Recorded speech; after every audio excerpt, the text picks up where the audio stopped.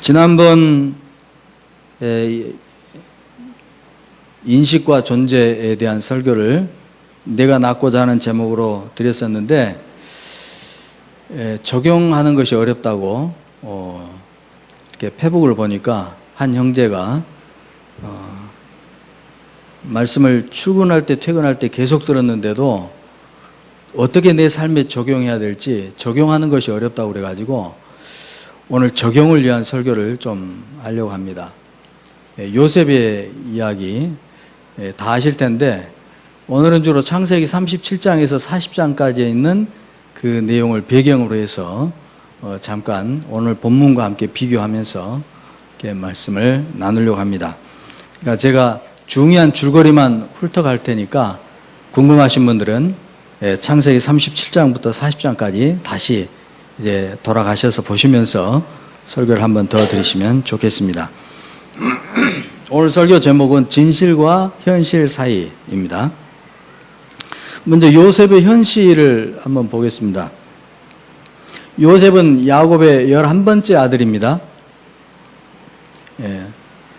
그런데 야곱은 이 요셉을 장자처럼 취급을 했어요. 요셉을 가장 사랑했고 실질적인 장자 대우를 하면서 그렇게 자녀들을 키웠습니다. 야곱은 유독 요셉에게만 채색 옷을 입혔죠. 이 채색 옷은 색깔도 뭐 우리식대로 하면 색동저고리, 색깔도 중요하지만 더 중요한 의미는 복식에 있습니다. 그 옷의 복식에.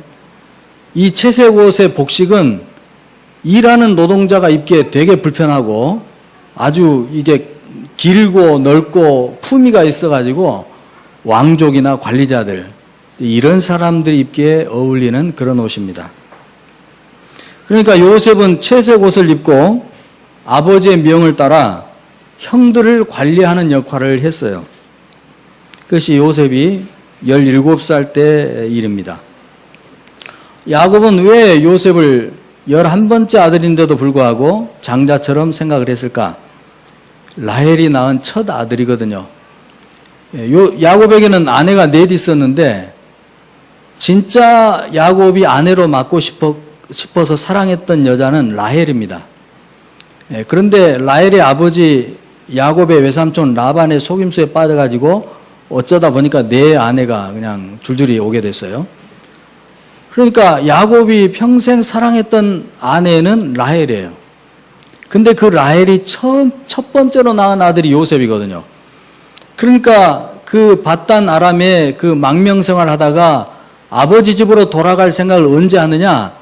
자기가 사랑하는 아내 라헬이 첫 아들을 자기에게 낳아줬을 때, 그러니까 요셉이 세상에 태어났을 때 비로소 야 이제 아버지 집에 돌아가자 이런 마음이 생긴 거죠. 요셉이 입었던 이 채색 옷은 일종의 계시입니다. 계시. 요셉이 어떤 사람이고 어떤 일을 할 사람인지를 알려주는 아버지 야곱의 계시라고 할 수 있죠. 아버지 야곱이 요셉에게 그렇게 채색 옷이라는 이 도구를 통해서 아들에게 계시를 준 거예요. 너는 관리자다. 너는 관리자 일을 하면서 살 사람이다. 하고 요셉의 존재, 요셉의 신분에 대해서 계시를 해준 것입니다. 그러던 어느 날 요셉은 이 두 번의 죄송합니다. 제가 목이 지금 안 좋아가지고 요셉이 두 번의 꿈을 통해서 이번에는 하나님으로부터 직접 계시를 받게 됩니다. 죄송한데 물 좀 주시겠습니까? 형들의 볕단 11볕단이 동생 것까지 자기 볕단에게 절하는 꿈, 그리고 두 번째 꿈은 해와 달과 11별, 이 의미는 아버지와 어머니까지 포함된 해와 달과 11별이 자기에게 절하는 꿈, 이런 꿈을 꾸게 됩니다. 그러니까 이 꿈은 하나님이 요셉에게 주신 계시죠. 요셉이 통치자가 될 것이라는 계시입니다. 그런데 이 꿈 이야기가 그렇잖아도 형들 입장에서 보면 이 어린 동생이 자기들 머리 위에서 감나라 판나라 하면서 자기들 혹시 좀 잘못하면 아버지에게 다 일러다 바치고, 그렇잖아도 지금 밉고 기회만 되면 한 대 때려주고 싶고 그런 마음이 분이 가득한 상태인데, 이 철없는 요셉이 17살이니까 이 꿈이야기를 형들에게 자랑했단 말이에요. 그러니까 이 꿈이야기가 평상시에 이 요셉을 탐탁지 않게, 고맙습니다, 생각했던 이 형들의 분노를 폭발시키는 이 기폭제가 된 거죠. 결국 기회를 엿보던 이 형들이 어느 날 요셉을 죽이려고 달려들었습니다. 진짜로 죽이려고 그랬어요. 장자 루벤이 필사적으로 말리지 않았다면 죽였을 겁니다. 근데 이 루벤이 이전에 자기 과실이 있어가지고 이 일을 어떻게 막아보고 그 과실을 모면해 보려고 아무튼 필사적으로 말렸어요. 그래서 죽음은 겨우 모면했지만 이 루벤이 자리를 비운 사이에 이 형들이 요셉을 이 사막 대상들에게 노예로 팔아버립니다. 그래서 졸지에 이 요셉은 이 사막 대상들에게 끌려서 이집트라는 곳까지 노예로 팔려가게 되죠. 그때 이집트, 여러분 나일강의 문명을 이룬 새 최강대국이죠. 세상 문명의 중심지입니다. 바로 세상을 의미하죠. 여호와 하나님을 전혀 모르는 상태입니다. 나중에 모세와 이스라엘 백성이 10가지의 재앙을 통해 홍해가 갈라지는 그 기적을 통해서 비로소 이집트에 있는 사람들이 여호와가 진짜 신이구나 하는 것을 그때서야 안 거예요. 이전에는 여호와라는 신의 이름을 몰라요. 모르고 자기들이 알고 있는 그 만신적인 태양신부터 시작해가지고 그런 모든 것을, 자기들에게 혜택을 주는 모든 자연의 어떤 것들을 신으로 여기는 그런 신관을 갖고 살고 있었던 그런 곳이죠. 이 이집트에 끌려온 요셉이 팔려간 곳이 해필 이제 파라오, 우리 성경에는 바로 이렇게 되어 있습니다. 파라오, 이집트 왕의 경호실장인 보디발이라는 이 사람에게 팔려가게 됩니다. 이제 거기서 아주 요셉이 고달픈 노예 생활을 하게 되죠. 그런데 노예 생활을 하는데 이 요셉이 어려서부터 관리자 업무를 했지 않습니까? 그러니까 이 요셉의 총명함이 이 보디발 장군의 눈에 금방 띈 거예요. 그래서 보디발의 신임을 얻게 되고, 보니까 괜찮아요. 노예긴 하지만 똑똑하고 성실하고. 그래서 나중에는 보디발이 이 요셉을 계속 승진시켜가지고 자기 집 전체를 맡기는 총무의 자리까지 맡겨버립니다. 또 하나님은 거기에 적절하게 요셉으로 인해 이 보디발 집에 놀라운 축복을 부어주시죠. 그런데 이 시련의 손길이 요셉의 발을 놔주지 않습니다.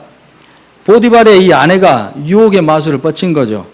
남부를 것 없는 이 남편이 있는 여자가 이 염치도 없이 거의 날마다 요셉에게 동침을 요구하는 겁니다. 그러니까 남편이 이 아내를 잘 돌보질 않은 거예요. 이 국사만 이렇게 매달리다 보니까 이 미스 이집트 출신인 이 아내를 잘 돌보지 않은 겁니다. 그러니까 성경에 보면 요셉이 아담하고 아주 얼짱멈짱이었는데 이 보디발의 아내가 참지 못하고 매일 동침을 요구합니다. 요셉은 참다 이 보디발의 아내에게 내가 어떻게 하나님께 죄를 지을 수 있겠습니까 하고 아주 단호히 거절하죠. 근데 어느 날 보디발의 아내가 집안 사람들을 다 내보낸 후에 요셉을 불러들입니다. 계획적인 거죠. 보디발의 아내가 요셉을 붙들고 침실로 끌고 가려고 합니다. 이때 요셉이 이 보디발의 아내에게 붙잡힌 옷을 벗어버린 채 도망을 치죠. 여러분, 죄가 여러분을 덮치려고 하면 죄하고 싸우려고 하면 안 됩니다. 도망치는 게 상수입니다. 36개 주랭랑, 병법이 아주 중요한 거죠. 누가 여러분을 유혹하면 어떻게 설득해서 그를 진정시키려고 하지 마시고 그냥 도망가십시오. 그게 상수입니다. 그런데 이 요셉이 끈질기가 이게 저항하니까 이 악에 바친 이 여자가 이 못 먹는 호박 말뚝이라도 박아버리자 하고 남편이 돌아오니까 이 요셉을 강간 미수범, 자기에 대한 이 강간 미수범으로 요셉을 고발하죠. 그러니까 이게 경호실장 아닙니까? 세계 최강대국 왕을 최측근에서 보좌하고 있는 이 경호실장이 이게 아주 흥분을 했죠. 제가 점잖게 표현한 겁니다. 그래서 보디발은 당장에 그냥 요셉을 자기 집에 있는 옥에 쳐 넣어버리죠. 근데 여러분, 보디발의 집에 있는 옥이에요. 경호실장의 집에 있는 옥은 일반 범죄자가 하는 감옥이 아닙니다. 거기에 수용된 범죄인들은 대부분 정치범들. 예. 왕과 관련된 정치범들이에요. 예. 거기에 수용된 사람 대부분이 왕의 손에 목숨이 경각에 달린 그런 사람들입니다. 그런데 거기에 수용이 됐어요. 그런데 요셉이 거기서도 생활이 남달랐습니다. 예. 금방 또 간수장의 눈에 띄었고, 간수장은 거기 수용된 죄인들이 그래도 죄인이긴 하지만 전부 고급 관리들 아닙니까? 그러니까 나름대로 죄인이긴 하지만 보살피는 것이 또 남다른 보살핌이 있어야 돼요. 또 어떻게 이들이 또 석방돼서 권력을 줄지 모르거든요. 근데 요셉은 어려서부터 관리자 훈련을 해가지고 그런 의전하는 것이 아주 이 몸에 밴 겁니다. 그러니까 간수장이 요셉을 부려먹기가 딱 좋은 거죠. 그래서 그때부터 또 요셉은 죄수로 갇힌 신세이면서도 거기에 갇힌 고급 관리자들, 이 범죄인들을 수발하는 일을 하게 되죠.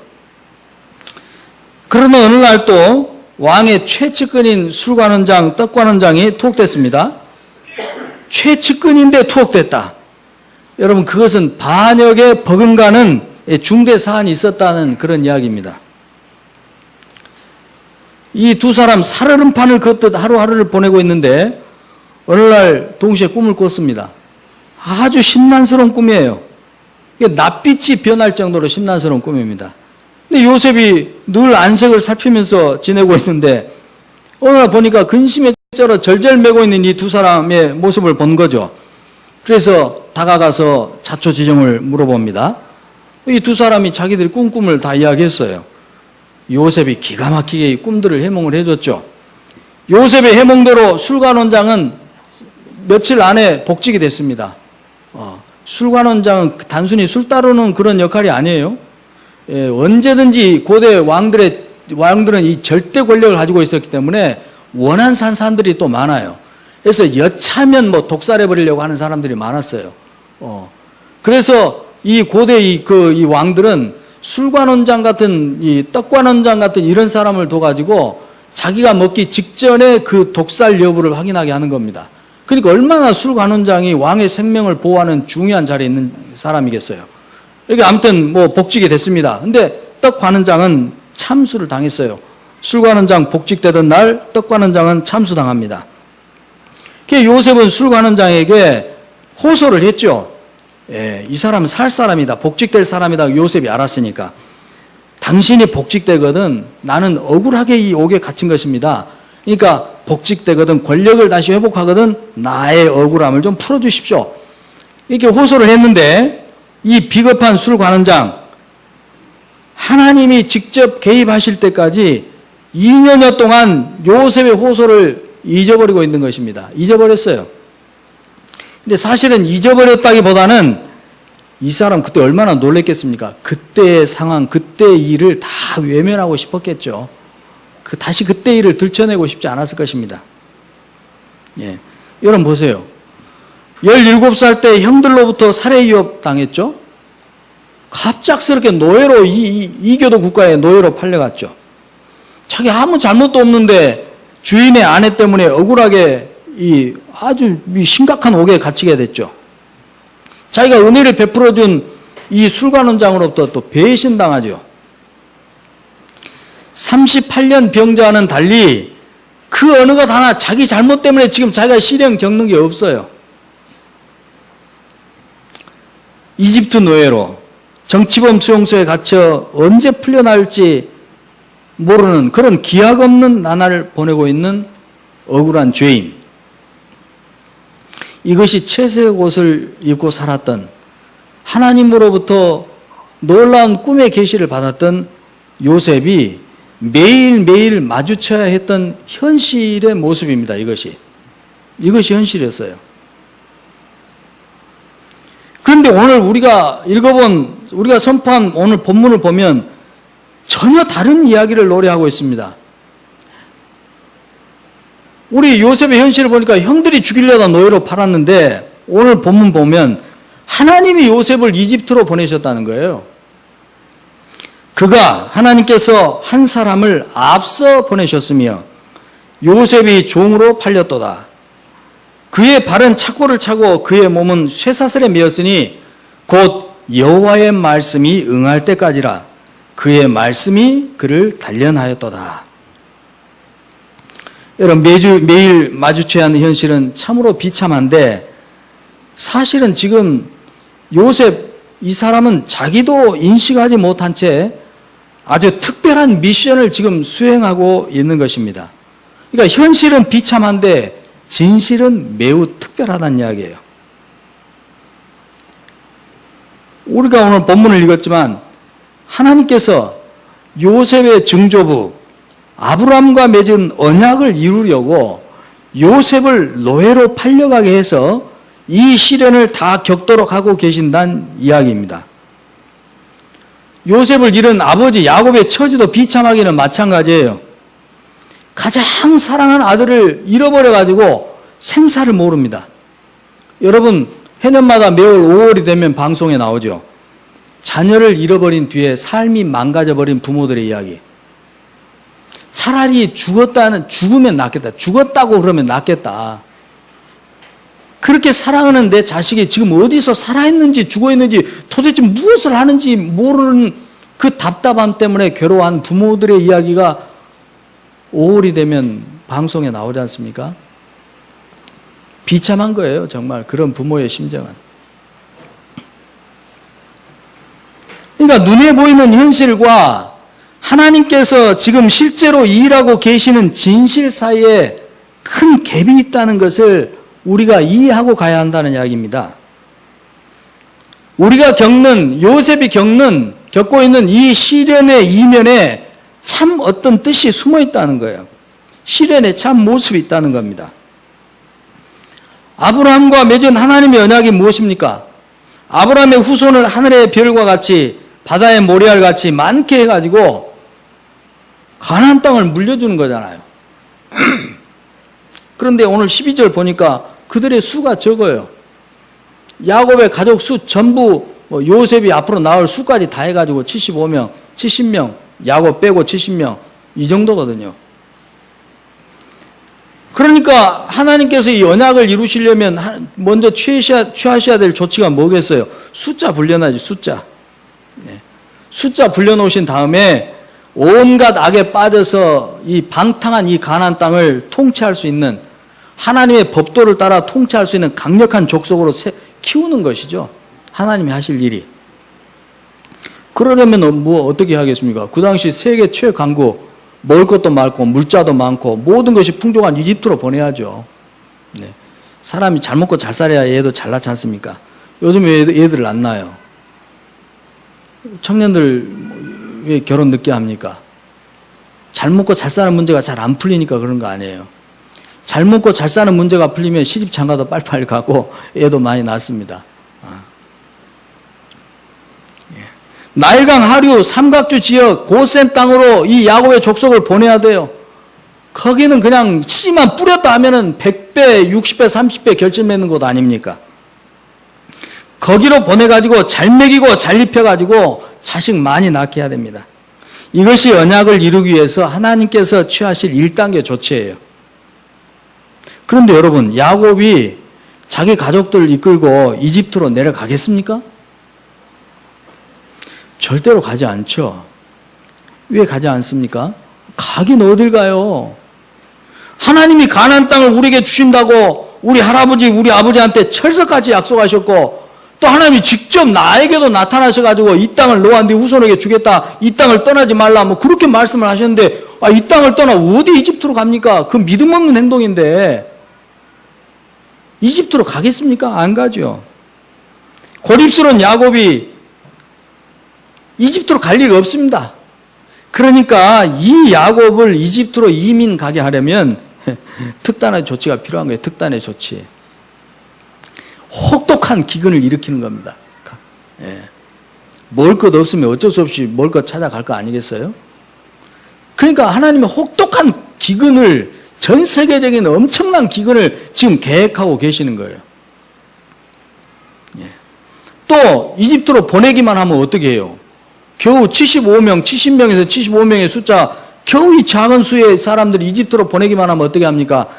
초강대국 이집트로 보내도 거기서 이 야곱의 자식들을, 이 가족들을 보호하려면 또 마찬가지로 아주 강력한 뭔가 어떤 특별한 조치를 하나님 마련해 놓으셔야 돼요. 예, 그래 놓고 보내셔야 합니다. 예. 이런 하나님의 계획이 있었고, 이제 드디어 하나님이 이 하나님의 경륜을 성취해 가기 시작하세요. 술관원장이 복직되고 2년여 지난 어느 날, 이번엔 파라오가 왕이 꿈을 꾸는데, 이번에도 정말 심란한 꿈을 연거푸 2번 꿔요. 예. 그럼 아시죠? 7 암소, 7 이삭 꿈. 처음에 아주 살찐 7 암소 나왔죠. 나일강에서. 뒤에 아주 빼빼한 7 암소 나와가지고 그 살찐 암소 7을 다 잡아먹었는데도 빼빼한 거예요. 이삭이 아주 토실토실한 이삭 7이 나왔는데 그 뒤에 쭉정이 같은 이삭이 나와서 다 잡아먹었는데도 그대로 쭉정이 같은 거예요. 이 꿈이 너무나도 심란하고 생생하고 충격적이어가지고 파라오가 잠을 못 자는 겁니다. 왕이 잠을 못 자는 거예요. 이집트 지혜의 나라, 지혜의 대명사라고도 불렸던 고대 지혜의 나라거든요. 왕이 모든 점술과 지혜자들 전부 소환했습니다. 전부 소환했는데도 이 꿈을 풀어낸 사람이 없어요. 결국 그 모든 과정을 왕 옆에서 지켜보고 있던 술관원장, 어찌하든지 외면하고 싶어서 꽁꽁 그것을 그 옛날 보디발의 집에 갇혀 있었던 그때의 이 기억을 묻어두고 있는데 어쩔 수가 없는 거예요, 이제. 예. 그래서 술관원장이 왕 앞에 나와서 2년 전에 자기가 보디발의 옥에 갇혔을 때 일, 그리고 그때 요셉이란 소년의 일, 그 소년이 자기 꿈을 해몽해 준 대로 자기가 이렇게 되었다는 일, 이것을 그때서야 이실직고를 하는 거죠. 예, 이렇게 해서 요셉의 시대가 시작됩니다. 왕이 부른다는 소리를 들은 요셉, 이제 수염도 깎고 옷을 갈아입고 왕 앞에 서서 기가 막히게 꿈을 해몽하죠. 그런데 말입니다. 꿈 해몽에 그치지를 않아요. 이 요셉이 얼마나 담대한지. 하나님 나라의 관리자다운 이 지혜로 이 왕을 카운셀링까지 합니다. 왕께서는 명철하고 지혜 있는 사람을 택하여 이집트를 다스리게 하시고 또 나라 안에 감독관을 세워 그 7해 풍년에 거둬들일 수확을 저장할 수 있는 조치를 취해서 7 흉년을 대비하심이 옳은 줄로 아뢰요. 왕을 카운셀링해요. 지혜 있는 사람을 세우라는 거예요. 감독관을 세우라는 겁니다.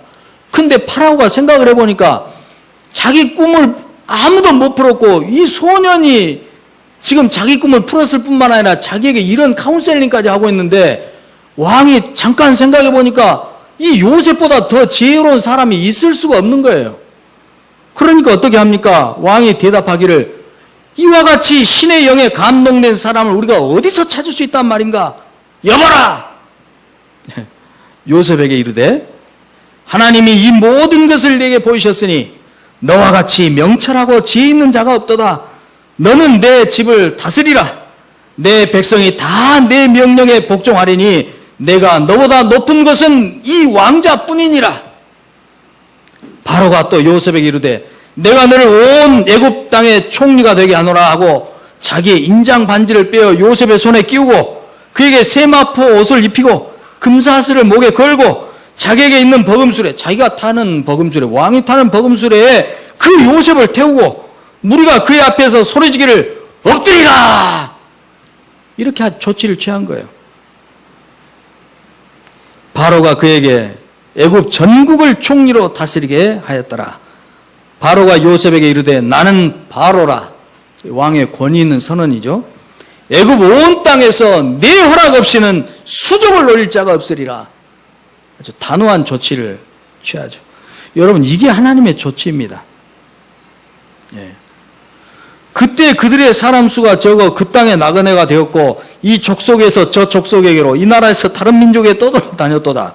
그러나 그는 사람들이 그들을 억압하는 것을 용납하지 아니하시고 그들로 말미암아 그 적은 수의 하나님의 백성들로 말미암아 왕들을 꾸짖어 이르시기를 나의 기름 부은 자를 손대지 말고 나의 선지자들을 해치지 말라.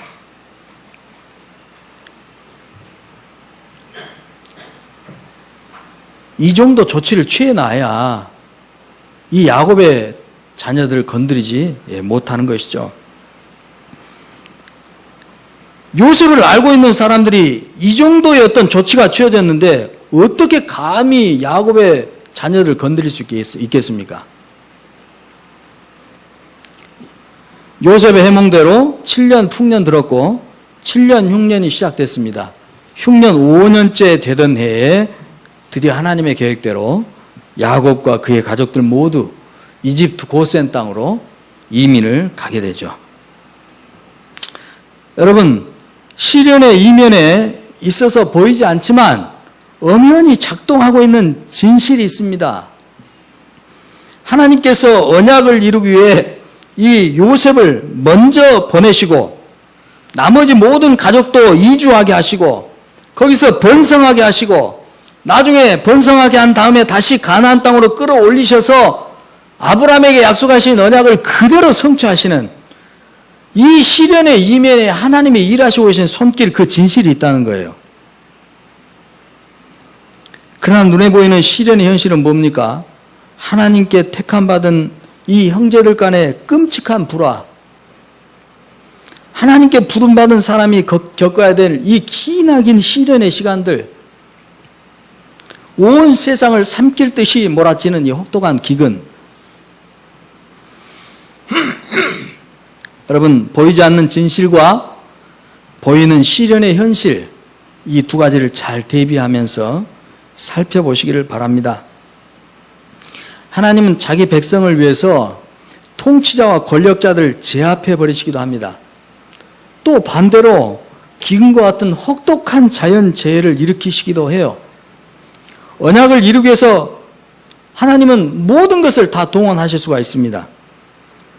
어떤 재난이 일어날 때 어떤 목사님은 하나님이 심판하시는 거라며 회개하라고 핏대를 세우는 목사님이 있죠?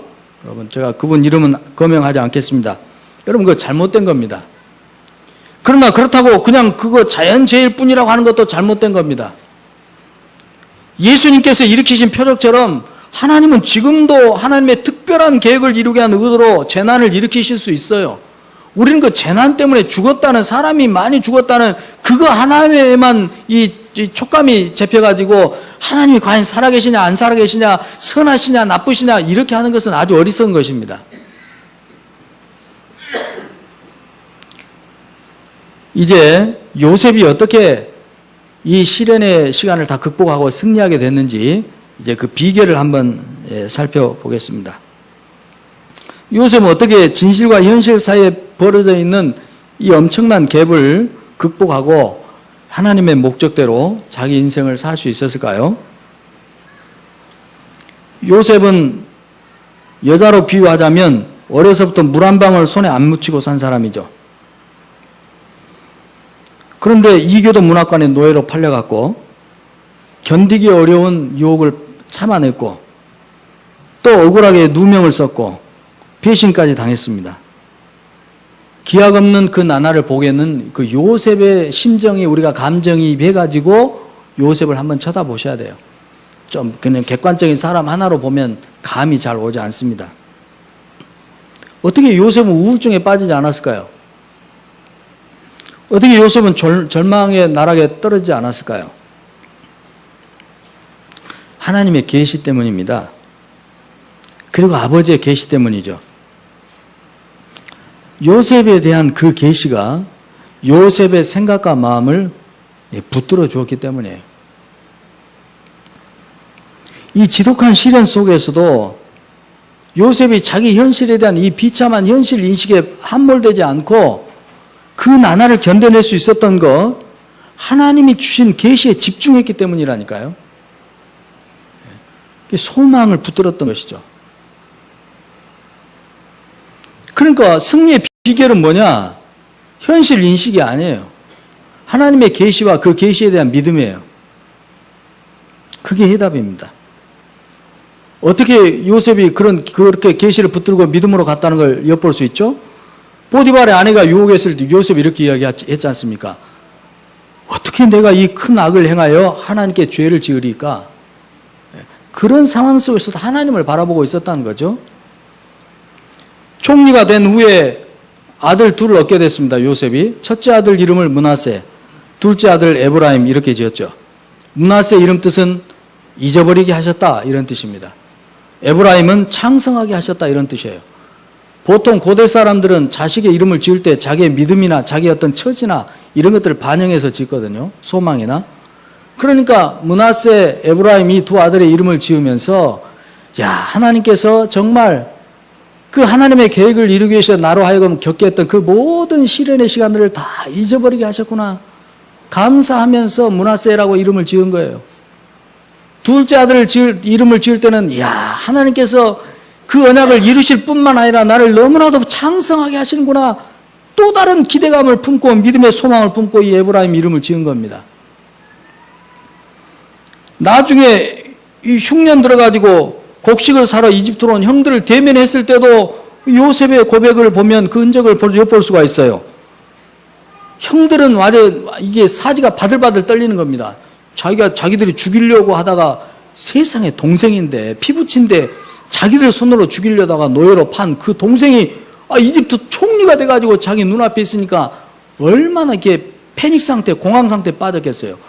사지가 부들부들하고 있는 그 형들을 향해 요셉이 뭐라고 말합니까? 당신들이 나를 이곳에 팔았다 해서 근심하지 마소서, 한탄하지 마소서, 오히려 그 형들을 위로하지 않습니까? 하나님이 우리 가족들의 생명을 구원하시려고 나를 당신들보다 먼저 보내신 것입니다. 요셉은 깨달은 거예요. 물론 요셉이 고통스럽지 않았다는 게 아닙니다. 아무 고통도 겪지 않았다는 이야기 아니에요. 뼈를 깎는 듯한 고통 속에서 견뎌낸 거죠. 그러나 요셉은 깨달았어요. 형들이 나를 판 것이 아니구나. 눈에 보이는 현실은 세상에 내 형들이 나를 죽이려고 하다니, 눈에 보이는 현실은 내 형들이 나를 노예로 팔다니, 세상에 어떻게 그럴 수가 있는가?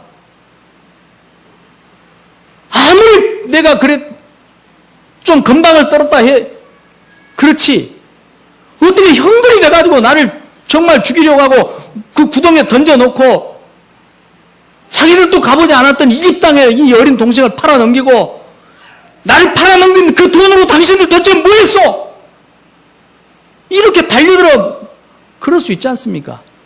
눈에 보이는 현실은 그런 것이었지만 요셉이 깨달은 진실은 뭐였어요? 하나님이 우리 가족들을 살리시려고, 하나님이 우리 증조부 아브라함에게 약속하신 그 언약을 이루시려고 나를 아주 특별하게 선택해서 나를 앞서 보내신 것이구나 하는 것을 요셉이 깨달았다는 거예요. 아주 매우 특별한 목적 때문에 부름받은 사람이라는 자기 정체성을 발견한 거죠. 여러분, 이제 우리에게로 눈을 한번 돌려보죠. 매일 마주쳐야 하는 여러분의 현실은 어떤 모습입니까?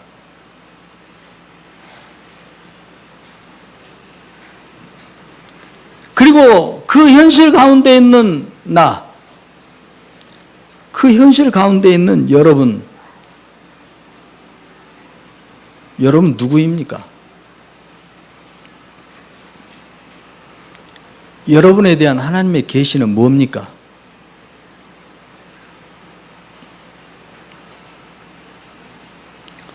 이것을 붙잡지 못하면 우리는 인생 내내 방황하게 될 것입니다. 이 세상에 있는 모든 것을 다 소유했다 해도 마음속에는 공허함과 허전함을 달랠 길이 없을 것입니다.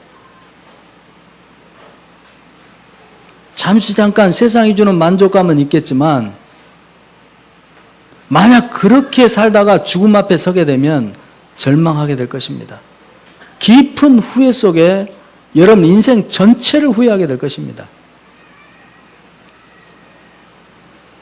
그래서 철학자들도 이것이 모든 인간이 언젠간 한번 정면으로 마주쳐야만 될 궁극적 질문이다. 이런 식의 표현을 했어요.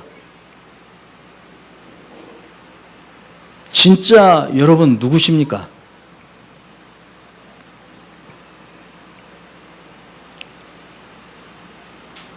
여러분, 우리의 정체성은 우리가 그리스도인이라고 우리를 스스로 말하지 않습니까? 우리 그리스도인의 정체성은 예수 그리스도의 십자가의 죽음과 부활에서 나옵니다.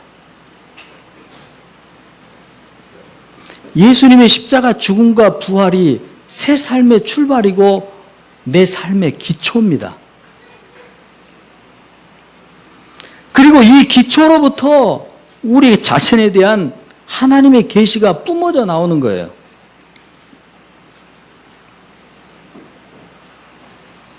너희는 택하신 족속이요, 왕 같은 제사장들이요, 거룩한 나라요, 그의 소유된 백성이니.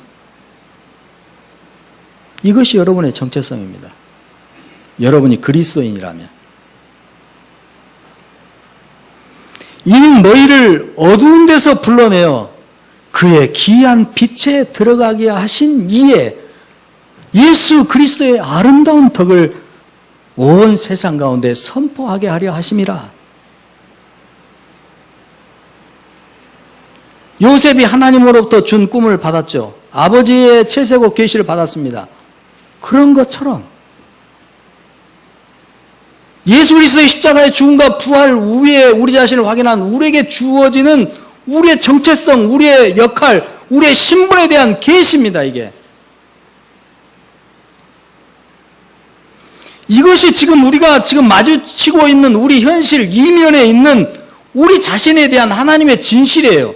우리에 대한 우리의 진실입니다. 우리 자신의 진실이에요, 이게.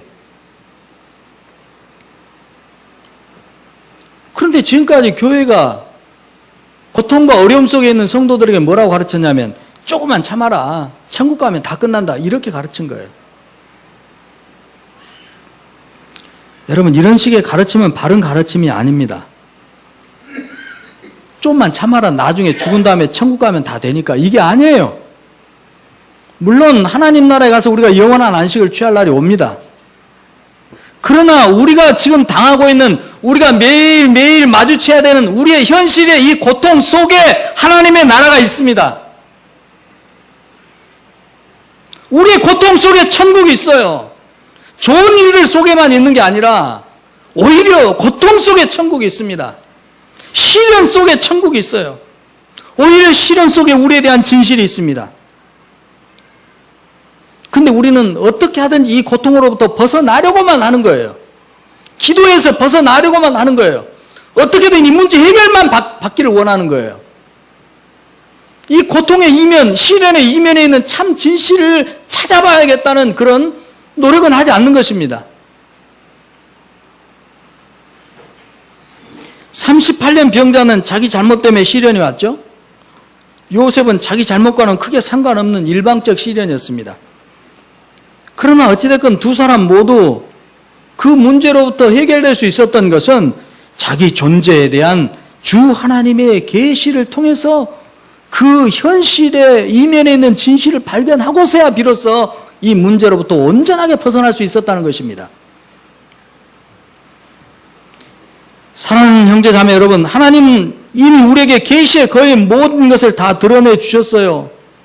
성경을 통해서 예수 그리스도와 그분의 십자가 죽음과 부활을 통해서, 그리고 지금 우리 가운데 활동하고 계시는 성령님의 역사를 통해서 끊임없이 계시의 빛을 주고 계십니다.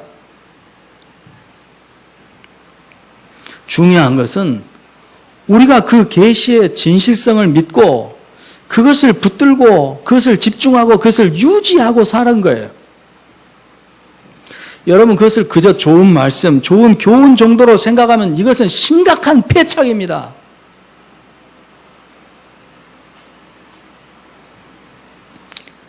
하나님의 계시 앞으로 가까이 다가서게 되시기를 축복합니다.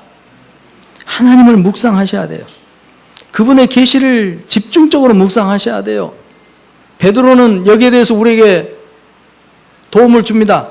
날이 새어 샛별이 떠오른 것처럼 우리 마음속에 하나님의 계시의 빛이 비춰올 때까지 주의 깊게 묵상하라고 베드로는 우리에게 권면합니다. 설교자들의 설교를 통해서도 교회다움 안에 하나님의 계시가 풍성하게 부어지고 있습니다. 지금도요. 설교자들의 어떠함을 지금 높이려고 그러는 게 아닙니다. 설교자들은 역할 뿐이에요, 그냥. 저도 요한복음 설교를 하면서 이전에 깨닫지 못했던 것들, 민걸 목사님께 하도 자주 하셔가지고 좀 식상한 표현이기도 하지만, 저도 이전에 전혀 생각하지 않았던 새로운 계시를 받아서 지금 요한복음 강해 여러분에게 나눠드리고 있는 겁니다.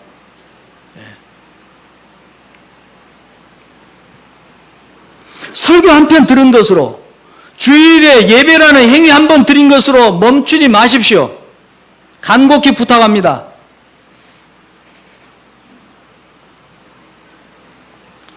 여러분, 우리는 교회입니다. 우리는 교회다. 하나님께서 택하신 새로운 족속, 새 이스라엘입니다. 세상에 대해 왕같은 제사장들입니다.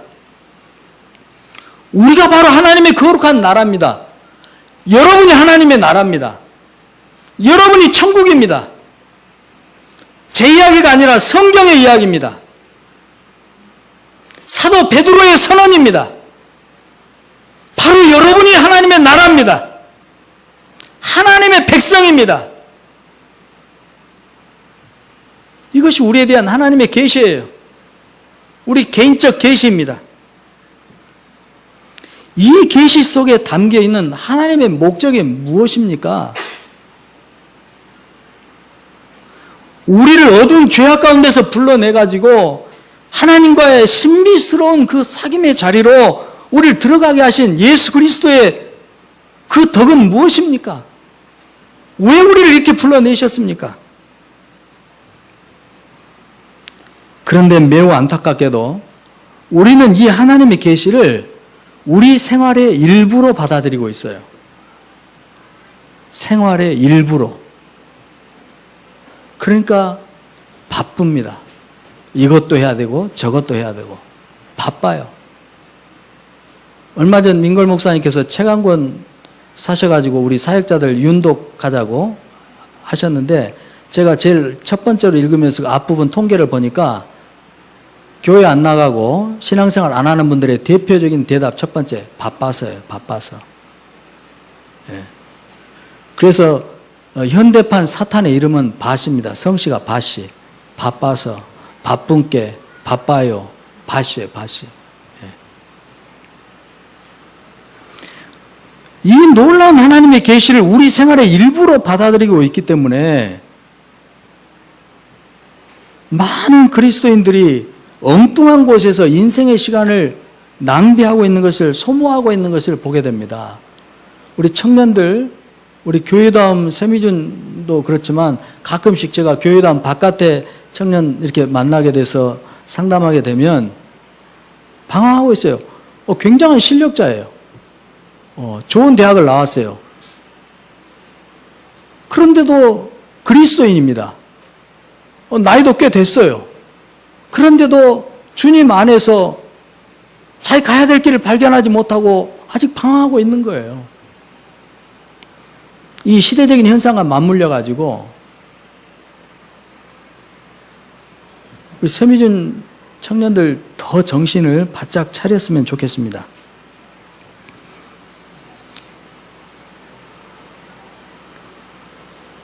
근데 정말 이 안타까운 것은요, 대부분의 사람들이 절망 앞에 서지 않으면 이 문제를 진지하게 고민하지 않는다는 것입니다.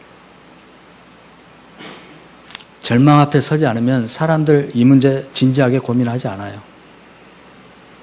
그래서 저 목사로서 저는 여러분이 이 질문, 이 계시 앞에 진지하게 서서 묵상하고 고민하고 몸부림치기를 저는 너무나도 간절히 원하는데, 절망이 없이는 이게 안 된다니까요. 그렇다고 해서 제가 누구누구에게 절망스러운 일이 있을지어다 막 이렇게 선언할 수는 없지 않습니까? 목사로서. 그래도 어찌하든 우리 성도들 삶에 좋은 일이 있기를 바라고 형통하게 되기를 바라고 이게 목사의 또 심정이거든요. 그러니까 이 두 사이에 끼어가지고 아주 죽을 지경이에요, 목사가. 오늘 한번 제가 담대하게 선언합니다. 여러분 가운데 절망이 있으시게 되기를 선언합니다. 인생에 절망이 있어 봐야 돼. 그래야만 비로소 이 질문 앞에 서서 자기 삶에 대한 진지한 고민을 하게 됩니다. 결론은 여러분 각자 스스로 내리시기를 바라고 설교를 마치겠습니다. 같이 한번 기도하시죠.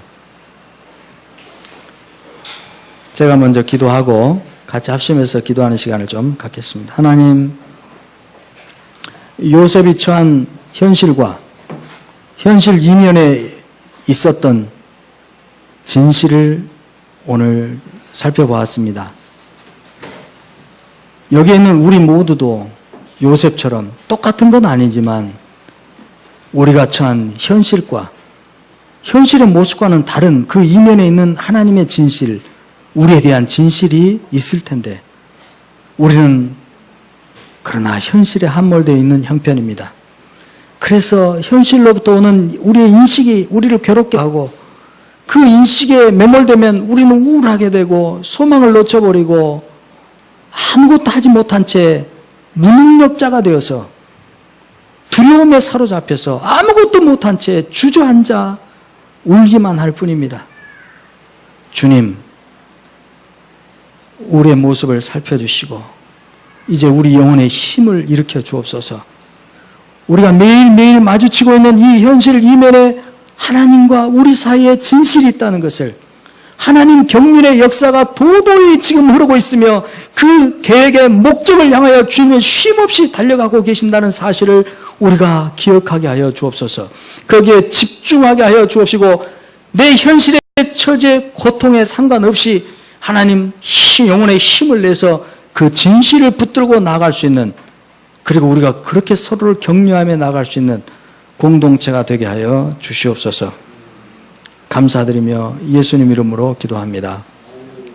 계속해서 우리